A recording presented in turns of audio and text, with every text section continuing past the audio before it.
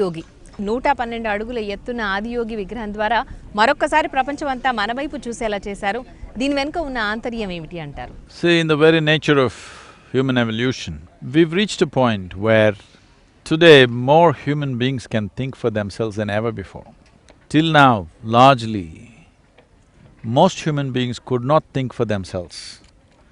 Either they allowed a scripture to think for them, or a priest, or a pandit, or a guru, or some other elder, somebody to think for them. Today, more people are thinking for themselves than ever before. We can always question, are they thinking right, thinking wrong, that's not the point. The moment one begins to think, even if they're this way, that way in their thought, essentially, thinking means you're trying to be logically correct.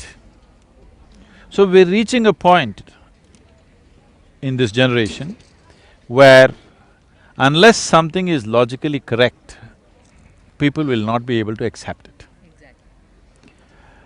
Even if this generation, even if you are willing to little bend your logic because elder said something or scripture said something, tradition says something, you're willing to bend your logic. The next generation, your children, they will not. It has to be logically correct, otherwise they will not take it. Not only logically correct, it must be scientifically verifiable.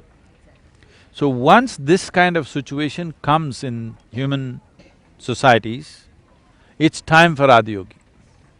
Because he did not teach you a belief system, a philosophy, an ideology, something that you have to believe or adhere to.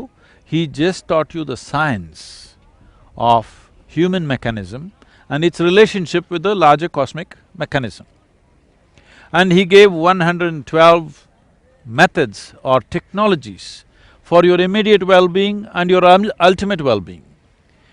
So, for the first time in the history of humanity, a time has come when Adiyogi becomes relevant to large segments of society.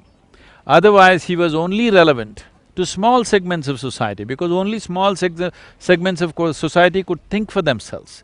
Now, society is beginning to think, human generation is beginning to think, and it's going to be much more in the coming years. Now is the time. Adiyogi's antiquity goes back to over 15,000 years. He is of the future because a scientific way of addressing human well-being. ఇందాక మీరు well being అని అన్నారు కదా, so ఈ well being అనేది ఏంటి? చెప్పండి, మీరు ఎప్పుడు వెల్ బీయింగ్ వెల్ అని తెలుసుకుంటారు మీరు? హ్యాపీగా ఉన్నప్పుడు. అంతే కదా? అంటే ఒక్కొక్కళ్ళకి ఒక్కొక్క రకమైన హ్యాపీనెస్ అనేది ఉంటుంది కదా? No, there are no many kinds of happiness. Okay. Different people may become happy because of different stimulus. Somebody is happy because they wear good clothes. Yeah. Somebody is happy because they have good relationships.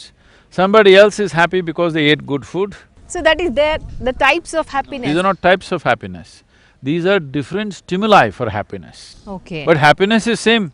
Yeah. A pleasantness of experience. So if I teach you a way, without this food, without this clothing, without any of these outside things, if you simply sit here, you are happy because of your very existence. Would you be interested? Yeah, why not? This does not mean you cannot enjoy your food or your clothing or your life, but tell me, when can you enjoy your food, your clothing, your relationships, your work? When is it that you can enjoy? When you are joyful, you enjoy it most, isn't it? Yes. So this is what we are looking at. When we talk about well-being, we are not talking about well-being as a consequence of certain activity, but as the basis of our existence.